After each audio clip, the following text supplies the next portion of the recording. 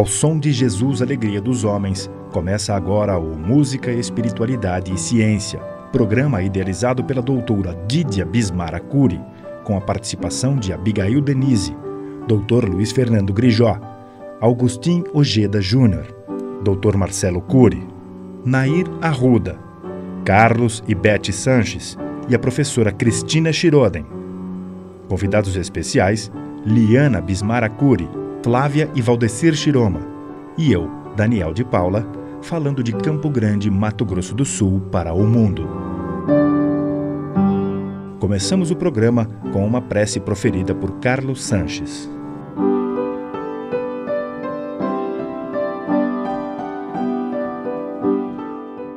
Senhor Jesus, mais uma vez nos encontramos reunidos em busca do relacionamento fraterno e amigo com a espiritualidade maior, objetivando o aprendizado, objetivando o interrelacionamento com o mundo espiritual, a fim de que, unidos, possamos auferir o melhor e também repassarmos o melhor. Permita, Senhor Jesus, que benfeitores amigos possam se fazer presente, a fim de que haja proveito efetivo e reflita em benefícios a todos aqueles que venham assistir este encontro fraterno, onde, iniciando esta fase, o foco principal em termos artísticos é Ludwig van Beethoven, que com sua música, com sua arte, possa amenizar sentimentos, facilitar atitudes e reerguer pessoas que necessitam de um pouco de paz, de harmonia e de equilíbrio. Abençoa-nos, Senhor, nesta noite, para que possamos todos, unidos, de alguma forma, sermos portadores e transmissores do melhor dos ensinamentos de Jesus pela área da arte, a arte espírita. Abençoa-nos, Mestre. Muito obrigado. Graças a Deus.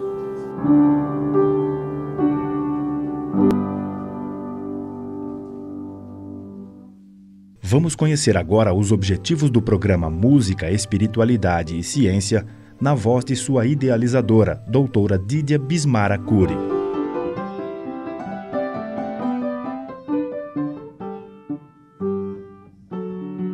O objetivo do programa é levar ao ouvinte o conhecimento musical através da beleza do som, conduzindo sobre o mesmo as etapas da vida de cada compositor. Associado a esse jogo de luz, nós traremos conhecimentos a respeito da ciência, de como a música pode trazer o consolo, a luz, o abraço e induzir a amenização das dores que cada um traz, como bênção dos céus rumo à evolução. Graças à dor, às tribulações da vida, nós nos deparamos todos com os desígnios divinos, que nos dá capacidade de aprendizagem, sendo muitas vezes um momento único, e que, se observarmos sobre esse foco, podemos diminuir nossas dores, afastar as queixas, a raiva, o egoísmo e o orgulho. Na ciência da vida, somos capazes de utilizar da música como uma grande ferramenta para esses males e nos conectar mais perto de Deus e dos seus mensageiros de luz. A música é capaz de transformar a escuridão na luz, a desesperança em esperança, o amor, o ódio em amor, o presente no passado, o passado no futuro.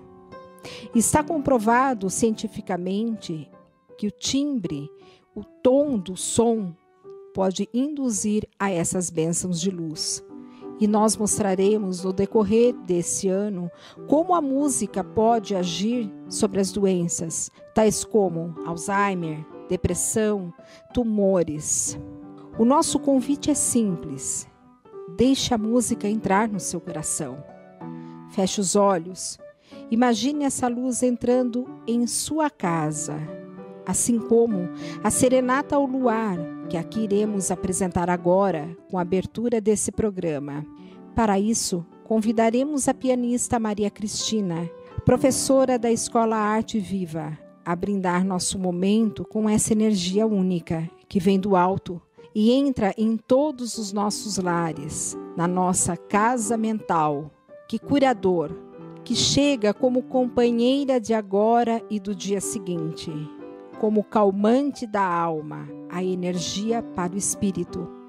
Durante todo esse ano, iremos estudar Ludwig Beethoven, um dos espíritos mais nobres que esteve na Terra, um dos espíritos que conseguiu trazer dos céus a capacidade de cura das nossas dores e a evolução da própria música. Esse é o objetivo do nosso programa. Venha conosco, feche os seus olhos.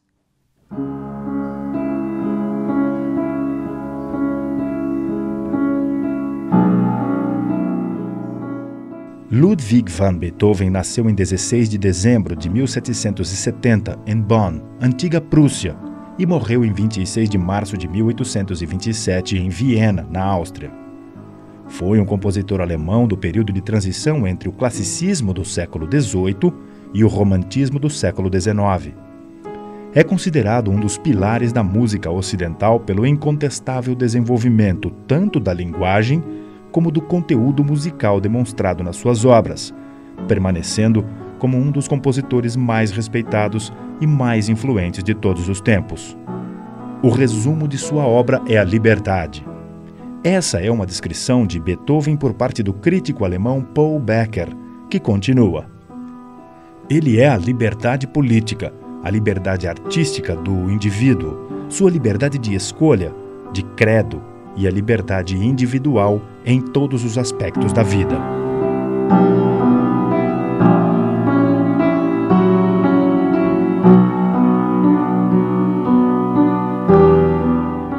A família de Beethoven era de origem flamenca e o nome significava horta de beterrabas. A partícula van não significava nobreza alguma. Seu avô, Ludwig van Beethoven, também chamado Luís na tradução literal, é de quem Ludwig herdou o nome. O avô nasceu em 1712 na Antuérpia, hoje parte da Bélgica, e emigrou para Bonn, onde foi maestro de capela do príncipe eleitor. Descendia de artistas, pintores e escultores. Era músico e foi nomeado regente da capela arquiepiscopal na corte da cidade de Colônia, na atual Alemanha. Foi dele que Beethoven recebeu as suas primeiras lições de música, quando percebeu que o neto era prodígio ao piano. Por isso, obrigava o menino a estudar música todos os dias, durante muitas horas, desde os 5 anos de idade, numa infância marcada pela tristeza de ver o pai com problema de alcoolismo. Sua mãe, Maria Madalena Kepernitz, era filha do chefe de cozinha do príncipe da Renânia, Johann Keverich. Casou-se 2 vezes. O primeiro marido foi Johann Dorsleim, com quem teve apenas um filho, morto antes mesmo de completar 1 ano de vida. Depois da morte do marido, Madalena, viúva, casou-se com Johann van Beethoven, com quem teve 7 filhos, 4 deles também mortos ainda na infância. Ludwig van Beethoven foi o segundo mais velho entre os irmãos e o penúltimo a morrer.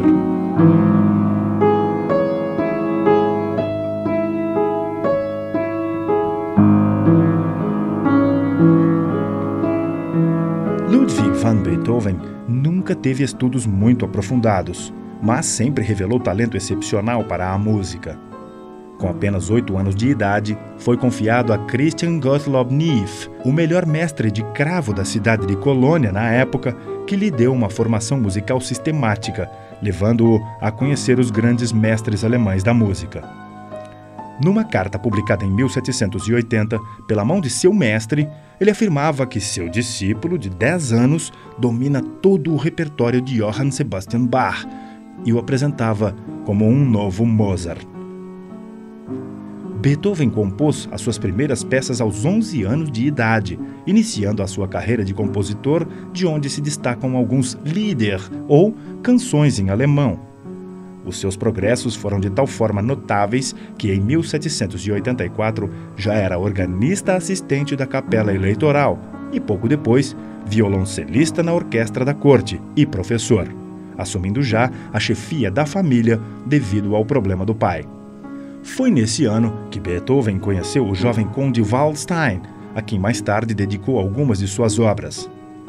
Waldstein, percebendo seu grande talento, enviou Beethoven a Viena em 1787 a fim de estudar com Joseph Haydn.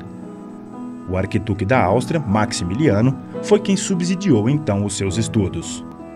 Só que Beethoven precisou voltar pouco tempo depois para Colônia por causa da morte de sua mãe. A partir daí, com apenas 17 anos de idade, teve que lutar contra dificuldades financeiras, já que seu pai tinha perdido o emprego devido ao seu já elevado grau de alcoolismo. Em 1792, aos 21 anos de idade, Beethoven mudou-se para Viena, onde um ano antes morrera Mozart. Foi imediatamente aceito como aluno por Joseph Haydn. Tornou-se então um pianista virtuoso, cultivando admiradores, muitos deles da aristocracia da época. Foi aí que começou a publicar as suas obras.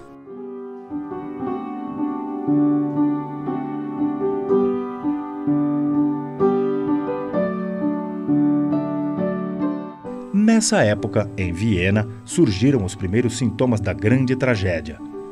Em 1796, aos 26 anos, foi diagnosticado o problema de congestão dos centros auditivos internos, que mais tarde lhe causou surdez e resultou numa grande depressão. Embora tenha feito muitas tentativas para se tratar, durante os anos seguintes a doença progrediu e aos 46 anos de idade, em 1816, Beethoven estava praticamente surdo. Mas ao contrário do que muitos pensam, a surdez não era total e não impediu Beethoven de acompanhar uma apresentação musical ou de perceber nuances timbrísticas. No entanto, o seu verdadeiro gênio só foi realmente revisado com a publicação das obras seguintes, que ele compôs praticamente surdo. Em 1801, Beethoven confessou aos amigos que não estava satisfeito com o que tinha composto até então e que tinha decidido seguir um novo caminho. Em 1802, escreveu seu testamento, mais tarde revisto como o Testamento de Heiligenstadt, por ter sido escrito na localidade austríaca de mesmo nome, então subúrbio de Viena. O testamento foi encontrado em uma pequena escrivaninha, anos após a sua morte, dirigido aos seus 2 irmãos vivos, Caspar Anton Karl van Beethoven e Nikolaus Johann van Beethoven, e que dizia assim: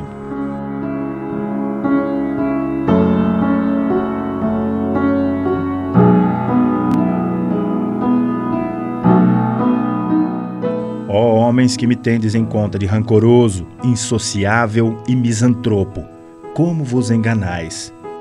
Não conheceis as secretas razões que me forçam a parecer deste modo? Meu coração e meu ânimo sentiam-se desde a infância inclinados para o terno sentimento de carinho e sempre estive disposto a realizar generosas ações. Porém, considerai que de 6 anos a esta parte vivo sujeito à triste enfermidade, agravada pela ignorância dos médicos. Devo viver como um exilado. Se me acerco de um grupo, sinto-me preso de uma pungente angústia, pelo receio que descubra o meu triste estado. E assim vivi esse meio ano em que passei no campo. Mas que humilhação quando ao meu lado alguém percebia o som longínquo ou de uma flauta e eu nada ouvia. Ou escutava o canto de um pastor e eu nada escutava. Esses incidentes levaram-me quase ao desespero e pouco faltou para que por minhas próprias mãos eu pusesse fim à minha existência. Foi a arte, somente a arte, que me salvou. Parecia-me impossível deixar o mundo antes de ter dado tudo o que ainda germinava em mim. Esta foi minha vida, angustiosa. Quando lerem estas linhas, saberão que aqueles que de mim falaram cometeram grande injustiça. Peçam ao Dr. Schmidt para descrever minha doença, para que o mundo possa se reconciliar comigo, ao menos após a minha morte.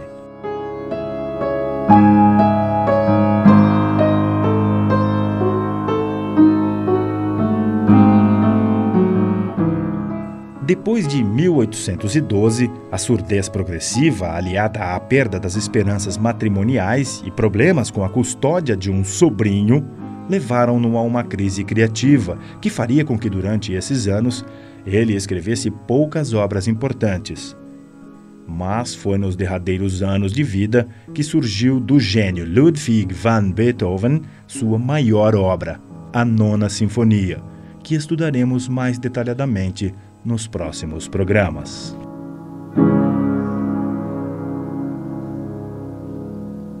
E agora, na interpretação da professora Cristina Schroden, você ouve a peça completa intitulada Sonata ao Luar, de Ludwig van Beethoven.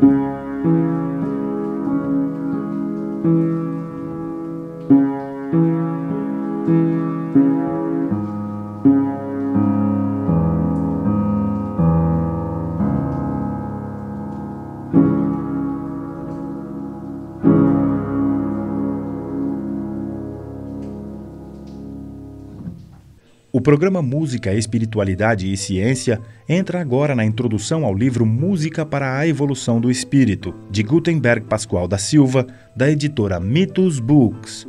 Leitura proferida por Abigail Denise.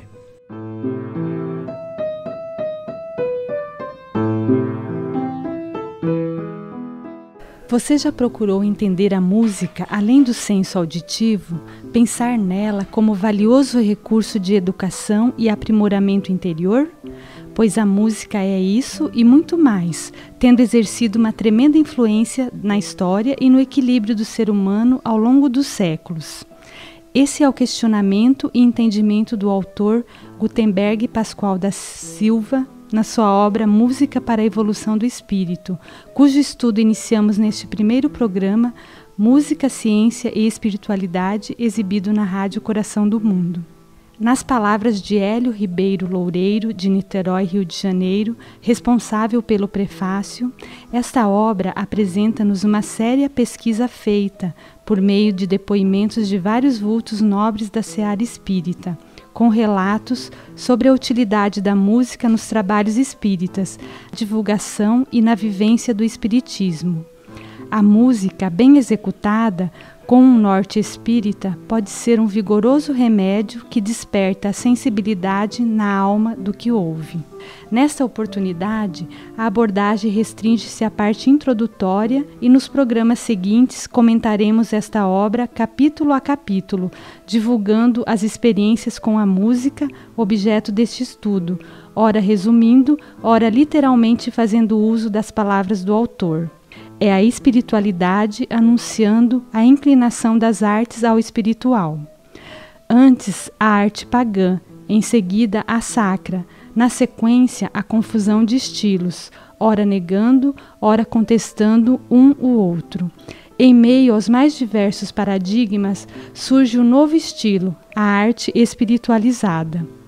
O autor adverte, novos tempos chegam e o homem que vem se ajustando pela eternidade busca algo mais. É o convite para a transformação integral. Diante de fatos históricos, em meio à dor e à esperança, a arte surge como um estandarte de luz para todos os homens neste momento de despertar do espírito. Tal entendimento desperta o homem para caminhos mais amplos, antes focado apenas na região dorida, agora com foco nas origens diversas, encaminhando o homem para a mudança de postura e hábitos. Atendendo ao apelo do íntimo, que já inicia uma comunhão maior com a harmonia divina, o homem já não consegue conviver apenas com o paradoxo do mundo. Ele deseja algo mais, um novo caminho, uma expressão mais digna para a sua existência. É o encontro com a paz e a harmonia, ou com o caminho que o levará a elas. A dramaticidade dos dias e, em contrapartida, a necessidade da renovação vem provocando uma reflexão geral sobre a questão da espiritualidade. O homem, a mulher, o pobre, o rico, o religioso, o descrente, jovens e idosos, todos já à procura de valores que inspirem suas vidas. São inúmeros os caminhos que se descortinam como alternativas para o êxito desse encontro com a espiritualidade, e tem se destacado e tocado nossas mais íntimas fibras da alma, a música, a musa das artes. Todos estamos interagindo com a música, ela está em toda parte, como muito bem destacou Rossini em obras póstumas. Toda a gente reconhece a influência da música sobre a alma e sobre o progresso, mas a razão dessa influência é em geral ignorada. Sua explicação está toda neste fato, que a harmonia coloca a alma sob o poder do sentimento que a desmaterializa. Esse sentimento existe em certo grau, mas desenvolve-se sob a ação de um sentimento similar mais elevado. Aquele que esteja desprovido de tal sentimento é conduzido gradativamente a adquiri-lo.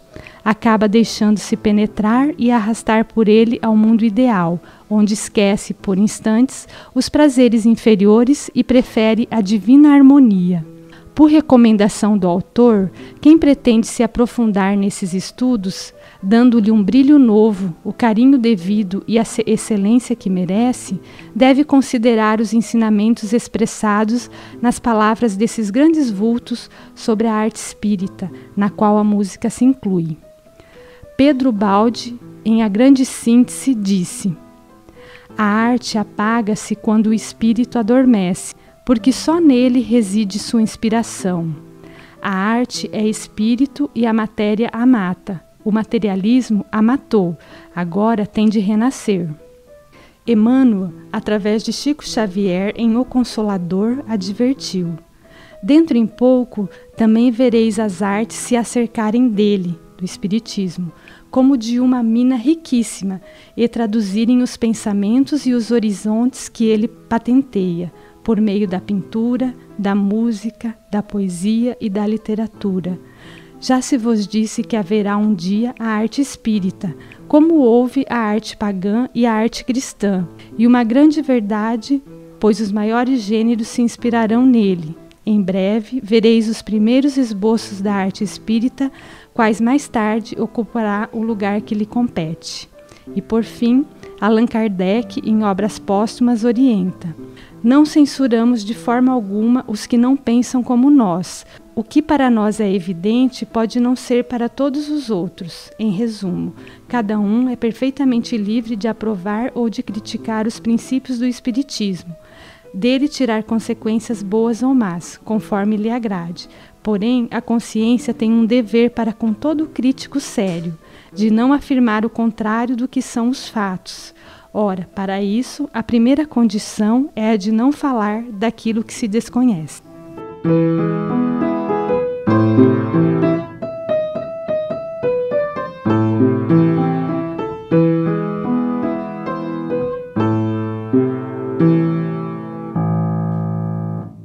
Ao fundo, você ouviu Por Elise, de Ludwig van Beethoven, interpretada por Liana Bismara Cury, de 10 anos de idade, aluna de piano da professora Cristina Schroden no Conservatório Arte Viva, de Campo Grande.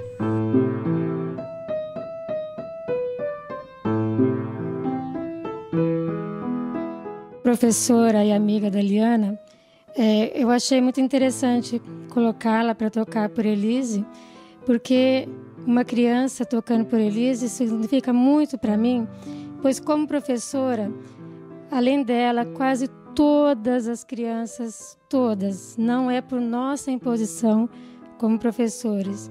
Eles já chegam na escola, a primeira música que eles querem aprender, por Elise e Ó de Alegria. Então, assim, falo, como pode, né? Tantas crianças que mal conhecem o mundo já sabem 2 músicas de Beethoven. E virou um hino na escola. Às vezes essa música toca de manhã até de noitinha, quando a gente está ouvindo por Elise e Ó de Alegria, que assim traz muita alegria de verdade para as crianças e para todos nós, né? Então agora vamos ouvir a Liana.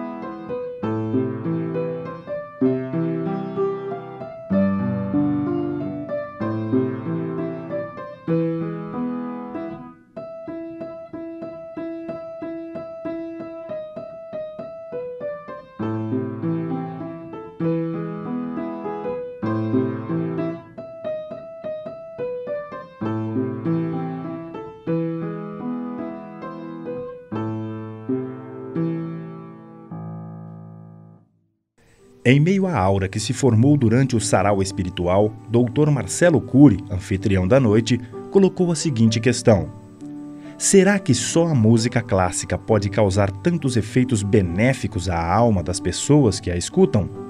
Ou outros gêneros musicais também têm esse poder?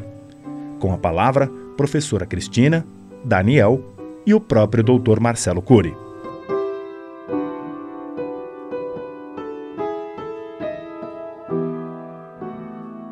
penso que a música, existem outros tipos musicais que podem ser cantados, é lógico, né? E que também trazem muita emoção para as pessoas. Existem muitas músicas com letras bonitas que nos fazem emocionar, pensar, rezar, né? É claro que, como ela falou, temos músicas de teor baixo, né? E que a gente pode até ver no comportamento das pessoas, né? Se está ouvindo algo que não traz, às vezes, uns bons fluidos, aquilo não vai ser bom. Às vezes, para ela está sentindo que aquilo é bom, porque aquele comportamento talvez traga essa como é que fala? Um prazer para essa pessoa, né, que está ouvindo. Mas a gente pensa na música clássica porque eu acho que ela tem mais leveza, né? O instrumento, a gente ouve, a gente sente melhor, né? E a música cantada, maravilhosa, ela traz, como nós falamos às vezes, são mesmas, principalmente as músicas de época. Elas mexem com emoções de saudade, né? São mais melancólicas. Às vezes a gente tem até um sentimento que nos traz tristeza. Porque se a gente lembra de um tempo que não foi bom e aquela música marca, né? Às vezes a gente não gosta nem de ouvir, por mais bonita que seja. Pode ser até clássica, porque às vezes ela marca um período da nossa vida e pode ser que não entre bem, né, na nossa emoção. Então, mas é claro que nesse período da música clássica, eu acho que foi um período de pessoas muito, por mais que elas tinham a vida assim conturbada, porque Beethoven teve uma infância infeliz, o pai era alcoólatra, perdeu a mãe muito cedo, e ele mesmo assim, talvez uma pessoa tão evoluída, que o que ele quis deixar para a humanidade foi algo muito, muito grande e muito bom. Ainda em cima disso que foi falado, no texto lido pela Denise e também no comentário da Dídia e da Cristina, é que a música instrumental, com a leveza que a gente está vendo aqui hoje no programa, por exemplo, de Beethoven, com Sonata ao Luar, que abriu o programa, ela inspira mais, ela abre a nossa mente. Quando a gente sente tocado pela música, o nosso espírito se abre para receber boas influências. Por isso, daí vem a inspiração, é isso que chama inspiração. Então, acho que isso, de fato, é uma coisa que dá liberdade, como o Paul Becker escreveu, o crítico alemão de 1700, do século XVIII, falou sobre Beethoven, sobre a liberdade que ele mostrava na composição dele. É que essa liberdade também é nossa, de interpretar a música e de colocar nela o conteúdo que a gente quer, fazer uma oração, independente do conteúdo dela, e isso é uma coisa muito positiva. Quando vem uma letra, a gente já tem o conteúdo pronto e se espelha nela, se identifica nela. Então a letra, dependendo da situação, do conteúdo, como lembrou a Cristina, pode ser bastante positivo também, e aí cabe a nós dizer o que é bom ou não de ouvir, aí vem os gostos musicais. Então por isso a música clássica ela tem uma penetração muito maior nisso. Essa minha pergunta foi para estimular o debate. Quando eu ouço música clássica eu fico tranquilo, acalma e me estimula no lado da meditação. Quando eu ouço jazz, principalmente aquele jazz de raiz, eu acelero minha forma de pensar e eu penso mais rápido e eu tenho alguns raciocínios e algumas ideias de uma forma diferente. Então provavelmente cada ritmo tem uma virtude. A Dídia muito bem mencionou do PubMed, das pesquisas. O que tem lá é o que foi pesquisado, mas não significa que tenha toda a verdade. Pode ser que alguma coisa ainda não foi estudada. A gente acredita que cada ritmo, cada música pode ter o seu benefício. Eu acho que nos capítulos posteriores, próximos, futuros, vão ser apresentadas algumas diferenças do que já se sabe. Eu me lembro do livro Nosso Lar, quando André Luiz é convidado para assistir um show de rock, não é isso que tem lá no Nosso Lar? É algum ritmo que ele ficou surpreso, nossa! E o orientador espiritual diz, sim, aqui também tem a música que os jovens gostam. Então, o conteúdo espiritual em ritmos diferentes pode ser feito bem em várias formas.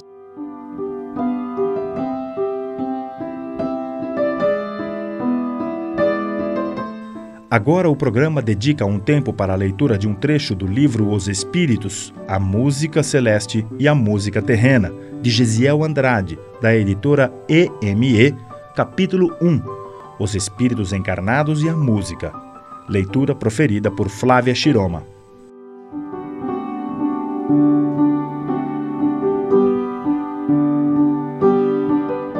As provas das primeiras manifestações musicais produzidas pelos espíritos encarnados estão perdidas na pré-história, mas supõe-se que elas tinham um sentido religioso, visando agradar aos deuses. Supõe-se ainda que a música surgiu associada às pancadas organizadas em madeira, dando origem aos primeiros instrumentos de percussão. Além disso, admite-se que os homens das cavernas associaram à música as danças e os ritmos marcados com os pés e as mãos. A história da música atesta ainda que ela se ligou intimamente à evolução das sociedades e culturas humanas. Dessa forma, as manifestações musicais sempre existiram e mereceram lugar de destaque, dando prestígio aos músicos.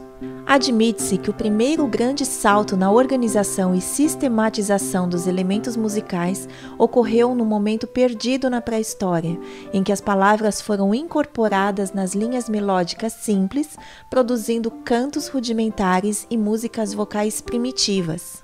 A partir daí, houve a evolução nos instrumentos musicais, decorrente do surgimento dos tambores mais sofisticados e dos instrumentos musicais de sopro, de cordas e de metais.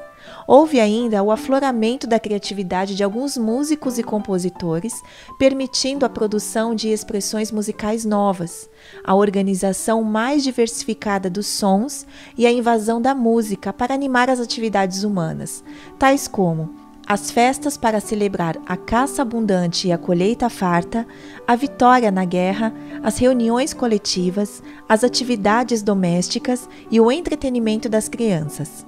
A esses fatos deve-se juntar o aprimoramento incessante na estruturação e na organização dos sons, a variação na velocidade de execução das notas musicais, o surgimento de novos ritmos, novas melodias e harmonias mais aprimoradas e belas, o aperfeiçoamento da interação das vozes com os instrumentos, a acentuação correta das palavras no tempo mais forte da música e a seleção criteriosa dos sons harmoniosos e dos acordes consonantes ou dissonantes. Um novo salto importante ocorreu no campo da música com Pitágoras de Samos, filósofo e matemático do século VI a.C., ao ter demonstrado as relações existentes entre a matemática, a escala musical e os sons de uma linha melódica dentro de um esquema fracionário. Isto fortaleceu a teoria musical e facilitou a formação de novos músicos e compositores. A partir de então, a música evoluiu a passos mais largos, conquistando de uma forma definitiva o seu lugar de destaque em todas as atividades humanas, conforme a história da música registra de um modo muito preciso.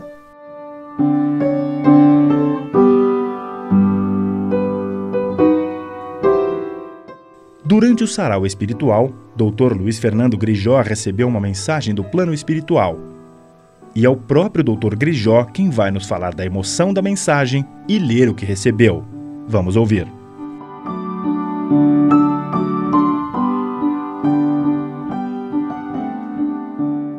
Na verdade, nós somos intuídos, né, pela música. E essa intuição me trouxe duas facetas.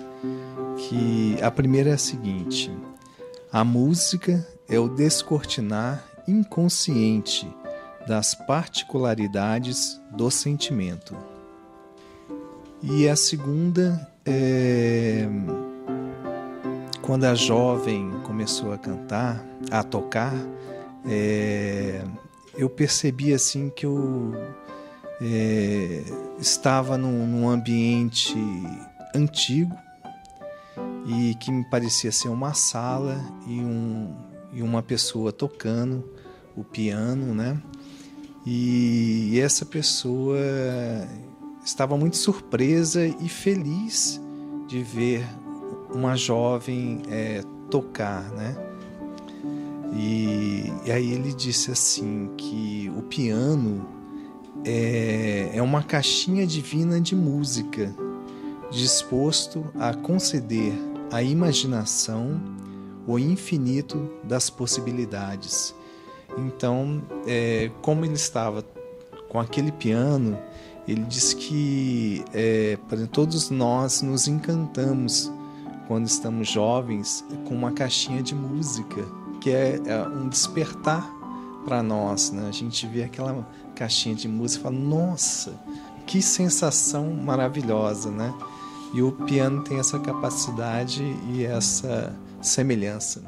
Eu gostaria só de fazer 2 observações. A primeira é que a primeira mensagem recebida pelo Luiz Fernando foi exatamente a mensagem recebida quando nós não imaginávamos que esse sarau espiritual iria se transformar num programa de rádio. Foi exatamente a mesma mensagem que ele recebeu na nossa primeira reunião.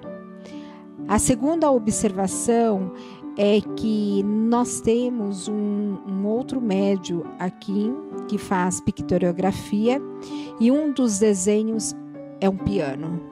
E casualmente, quando a Liana Cristina tocava, que eu entendi que ele estava falando dela, ele estava exatamente desenhando um piano. Então era só essa observação que eu queria fazer.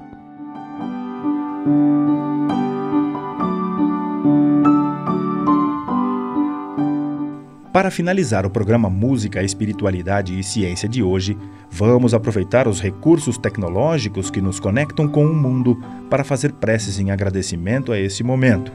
Hoje, Nair Arruda narra uma prece de Emmanuel em inglês e depois eu volto com uma prece do Evangelho segundo o Espiritismo em italiano.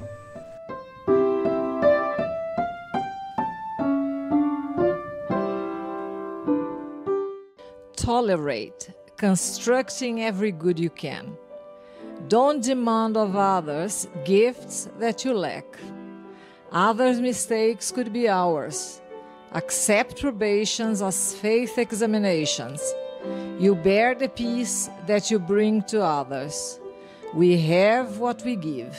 This is the law of God. Emmanuel.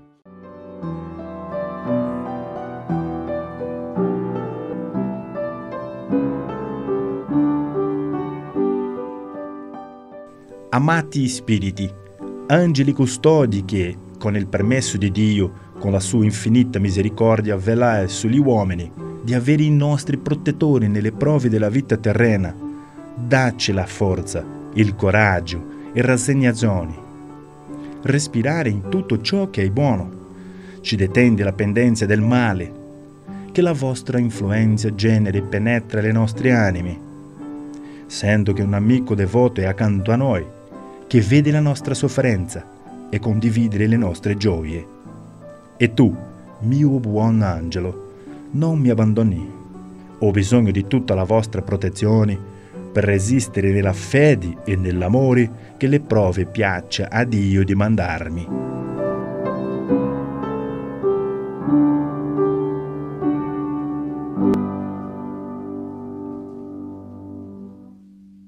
E assim encerramos o programa Música, Espiritualidade e Ciência de hoje. Esperamos que você tenha aproveitado esse sarau espiritual que abordou a vida e a obra de Ludwig van Beethoven. Compartilhe com os amigos. Até a próxima!